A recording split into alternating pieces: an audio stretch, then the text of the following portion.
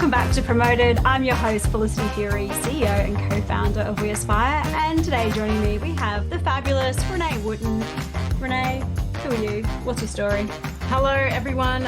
Great to be here. And today I'm lucky enough to be in the studio with my fabulous host, Felicity.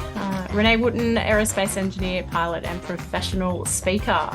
So today we've got a great question that Felicity received in her inbox. I did. And I don't know if you get asked this, Renee, but it has actually come up a few times. So I'm really glad our listener actually wrote in with this one.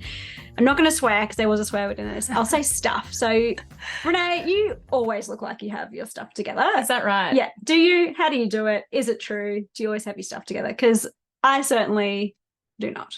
Anyone that believes that someone has all of their things together is falsely identified what is really happening in everybody else's life. No, my life is chaos. However, I suppose I'm quite directed in where I like to find that chaos. So I'm very clear on my boundaries. I'm very clear on how I like to spend my time, and I know what fills my cup up. So I quite like being intentional about the things that I pursue and the chaos that I introduce into my life. You are really good with boundaries, and you've definitely inspired me. I know the way that you think about your environment is really important to you. It's certainly important to me, and I've learned a lot from you around how you cultivate that. And I think the more I feel, it sounds like the older I get, I hate when people say, the more that I've grown up, progressed, the wisdom and maturity I now possess. It has made me be really thoughtful, I think, and more deliberate about the people I hang out with, the boundaries I'm setting, and also, I'm just thinking about how this also relates back to how it look like, looking like you have your stuff together, being really deliberate about that preparation. So I feel like the question is kind of how do you perform when it matters? Because a lot of the time my day does not go according to plan. Like I'm just thinking this week I did daycare drop off and school drop off, put my coffee cup like on the bench, side of our car, the coffee spilled everywhere. I would happen to be driving our motorhome that day. I rock up at school. I did this terrible park. I'm causing a queue. The principal was there. They came over and talked to me. It was so embarrassing. And then, of course, my son would not walk to school, and he screamed the entire way walking there saying he wanted to be carried right in front of the principal, who then walked us to the gate. So that morning did not have my stuff together, and then had to turn up and be great in meetings, which can be really tricky some days when this is chaos. So Absolutely. How do you handle it? Absolutely. So what you're saying is there's a lot of chaos. Yeah. How do I handle it? So let's say the commute right now. So I live in Toowoomba now in Queensland, absolutely loving it. Country life is a gem. It's so nice to be back. I've been in the city for like 12 years now. So it's a really lovely and welcome change. And I am now commuting. So every Monday night, I'm heading to Brisbane, fly to Brisbane, down to Sydney on Tuesday mornings and back Wednesday night. And things don't always go to plan. The other day I had booked parking for 4 a.m. in the morning to park my car near Brisbane Airport, catch a bus over to get to the 5 a.m. flight in time. Got there at 4 a.m. and driving around in circles trying to find the entrance to this damn car park. Couldn't find it, ended up in short-term parking right at the terminal, which cost a bomb, but I made my flight on time. I think the thing that I choose to do when chaos erupts is take a breath and realize that it's actually not a big deal. Losing an arm or your life or, their loved ones or, really dramatic things happening in life, that is chaos that you can respond to live, and, it's expected that you're not going to have, your shit together all the time. So I think for me, it's really about choosing your battles. And when things do happen that are outside of your control, it's how do you respond to that? So for me, when things happen that are out of my control, I just take a breath and think about a logical response to that situation. And, the level of thinking, worry, or stress that you place on the outcome of that situation is really in your control. And I just choose not to delve into it. I choose to respond to it in the most appropriate way and then move on because I have other things to deal with. Yeah, controlling the controllables, I think that's really powerful. And what I noticed actually after that trip the chaos trip in the morning, was a good reflection piece of me. And I stopped myself before I went into my work day and went, okay, this is interesting. I've just made a bunch of really small mistakes, like smallest mistake, parking the car. I know how to park the car. Know that I shouldn't put the coffee cup there. I was in a rush. And I went, this is really helpful for me as indicators of, okay, I'm not thinking clearly. I haven't actually had sufficient sleep. Okay, this is helpful to know. And then that's how I'm going to aim to plan my day accordingly. And if you've listened to this podcast before, you probably know that I've got a 1-year-old and a 3-year-old. So sleep is something that I often don't get a full night's sleep of anyway. So I'm constantly needing to operate on that. And there's an amazing entrepreneur, Layla Hormozy, and she talks about, she does things when she feels bad, even though she feels bad, whether she's got her period or she's, hasn't had great sleep, because she has to perform anyway. So not no excuses, but what does it take to create that kind of level of performance on that kind of day? And she really inspires me because, I don't feel like getting out of bed in the mornings. There's days I do not want to go do things, but I am really passionate and excited about what I do. So I think about that and that why and that motivation, and that drives me. So I think part of it is noticing, okay, are those triggers? Are there things that that I need to put in place if I'm not having a great day or things aren't going according to plan? Control the controllables. But I think also sufficient preparation and ongoing preparation continuously really, really helps me. So if I think about something like going and doing a speech, there's a certain level of preparation that I do. So if it's a brand new speech, I will rehearse the entire thing, full dress rehearsal in my hotel room or wherever I am beforehand. Yeah, girl. The whole speech. And as I'm talking to an audience, I'll look in a mirror, I'll look at my facial expressions, I'll see how do things sound when I say it out loud, and I'll practice the speech at least 3 times before I get up on a stage. If it's one I've done before, I will still practice the whole thing once, and I hone in on the opening and the exit. So I'll just drill the opening, the exit. I literally, I don't know if I ever told you this, Renee, I'll walk around my hotel room, and so I'll pretend the bed's like the stage, and I'll be like, okay, I'm walking up onto the stage, I'll stand here, wow, the crowd, visualize the whole thing, so that I know when I go out on stage, there's that first moment of confidence. And for me, speaking is that there is this element of high performance, because you're usually in front of people, you don't want to screw it up and all of that part of it. So that's something I think of when, okay, I need to have my stuff together.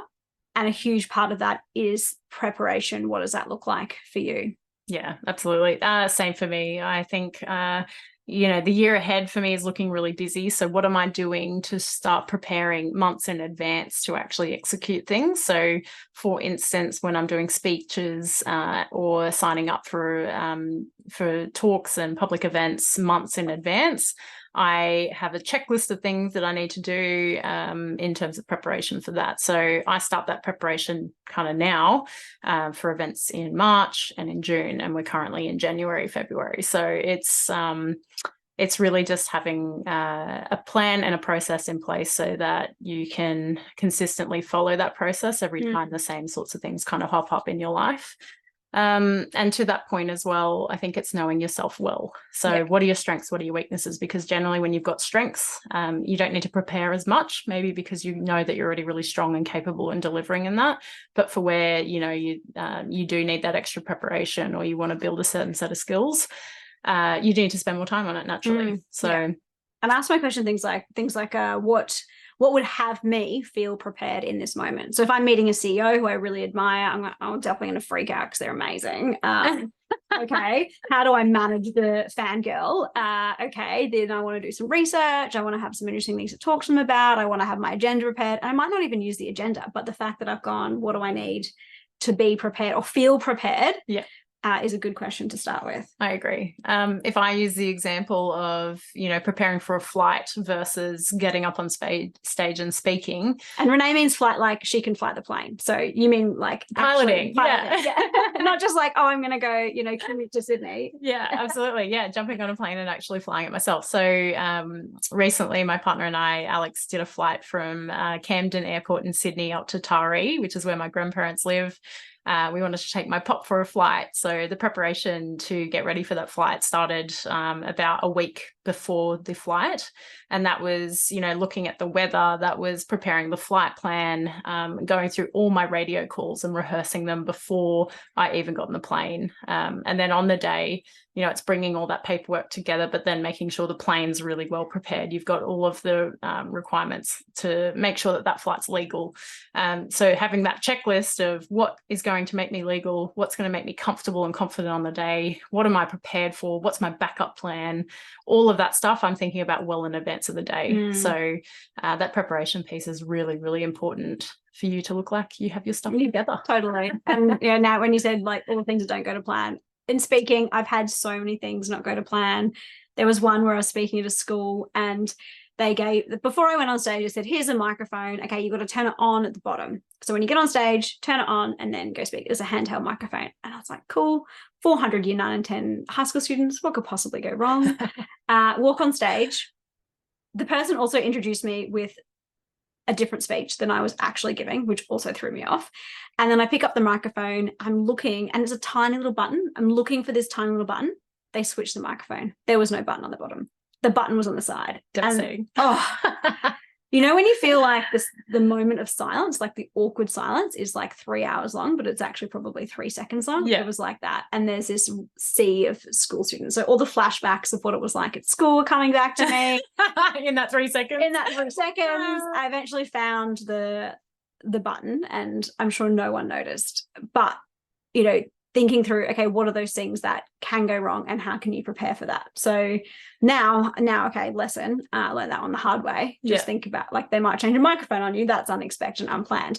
But, you know, drilling that first, okay, walking on stage, feeling confident, I can say those first few lines of my speech or, you know, the introduction while I'm still fumbling around trying to find a button because I've practiced that and rehearsed that so many times. So I think it's a really good one of, and you don't want to be like too doomsday about it, but what are those things that I can control? And if they don't go the way that I planned it, how can I actually work around that? Yeah. And you're human, right? Like if I think about, you know, when I was younger, watching people give really great speeches and them looking really confident and prepared for those speeches, and then reflect on how am I feeling as I'm walking up on stage and, you know, what were the things that really captivated me about the people that have walked on stage prior to me and they look confident and their execution has been excellent. It's generally that they just feel calm within themselves. It comes with experience as well. So knowing how to respond in certain situations. So if things do go wrong, it's actually okay because things can go wrong and we expect them to go wrong. So then, you know, in that moment, that 3 seconds of silence that we're all drowning in and hyper aware of, it's going, well, this is unfortunate. I'll be right with you. And most people, if you make light of a situation, people could feel comfortable in that too. So it's kind of responding to the things that naturally make humans feel at ease. Whereas if you responded and was like, meltdown, I cannot survive the next 3 seconds. What am I going to do? Rush off stage in a fuss. You know, everybody's going to feel the heat of that moment and everybody will feel that 3 seconds. So, totally. So it's really turning up and going, great. Not everything's gone to plan, but how can we pivot? How can we make light of it? I think it's almost like this acceptance that you're human. Everybody in the room is human. You're there to deliver a message. So how do you deliver that message whilst keeping cool, calm and collected? It's not kind of buying into this stereotype or expectation that we have to be high performers in every facet of our life, because you can still deliver the message you need at a really high standard and make light of a joke or something going wrong, and you're still going to deliver what you were there to deliver in the first place. So I think that's kind of one of the biggest takeaways for me is you can't avoid the unforeseeable and you can't plan for every situation, but you can get better at planning for that through experience, because things may happen on a reoccurring basis, or you just learn as you go. So over time and through experience, everybody kind of gets there. But I also wonder, you know, in terms of presenting and podcasting and those sorts of things, we were speaking earlier today just around, you know, how we come prepared to these sessions together, and you know, how our chemistry kind of comes across over the microphone. And for us, I think we've had years and years of a friendship, and we really trust each other. We know what we can bring to the table. And so it's, how do you leverage your strengths? How do you come organized to whatever you're preparing for? But also, through experience, we can sit here and just have a conversation and be able to share what that experience has been with you, because it's something we're passionate about. It's something that we love, and there's definitely a room in the market for it, because not many people provide this sort of insight, and we're really lucky and fortunate to be able to bring that to you guys. I think I want to unpack that a bit more, Renee, because I think you made a really good point, which is around, often you think, oh, I'm see someone speaking on stage, it's one moment in time, or I see someone doing something amazing, it's just one moment in time. But actually, there's probably a lot of background that's gone into that. And that's what I think also helps when things don't go quite right. So for example, you might have spent like we have 8 years building a friendship together, and then if things don't, if we have a bust up in our friendship, what's that gonna look like? I don't know. And we've had I don't want to say disagreements, but we've had times where we might not have been on the same page about something. Agreed. Yeah. And actually come together, talked about it, and moved on. But because we've had this investment of the relationship, we have the capacity to do that. And so when I do think about doing a speech, I used to very, very early on think about it was just the bit where you're on stage, but actually speaking is a whole relationship that someone will develop with you. So it could be that they might have read an article you wrote or seen your LinkedIn profile. That's when they start to build that relationship with you. Then you might have the briefing call. Then there's the introduction of you on the stage. And so all of those little pieces of puzzle are really important. Even going into the elevator to get to the speaking gig, who are you going to meet in the elevator? I remember I was doing a pitch as part of this social entrepreneur program.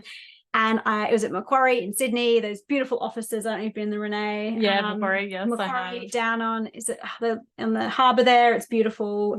Beautiful Martin Place. Yeah, it's lovely.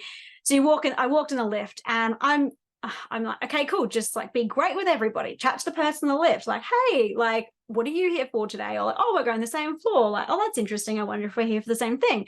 Struck up a conversation with this person. Turns out they were one of the judges on the pitching panel that I was just about to pitch to. Wow. So you think, oh, okay, just being great with someone in a moment in an elevator. Oh, wow, now I'm actually pitching to them. Yeah. How funny is that? But then so it wasn't just about me pitching with them in that moment. It was actually the moment before where they read my bio, where they met me in the elevator. So I think when it comes to preparation, it's not just that, one moment. There's actually a bigger picture that we can often miss in preparing and thinking about those events and circumstances. Yeah, absolutely. It's a holistic approach. It's, being good in every moment, which is hard and it's tiring at times, but actually that's how you're perceived to have your stuff together, is because you weren't seen fumbling in the elevator and you weren't seen rushing to the event. That's it. I always leave extra prep time because that stresses me out. I know that's one of my triggers. So I know I can be great with this person in the elevator because I'm like, oh my gosh, I've got 2 minutes together and I'm running late and I got to sign in. Yeah, correct. Don't do that. Don't do that. You want to get there. You want to be cool, calm and collected. You want to,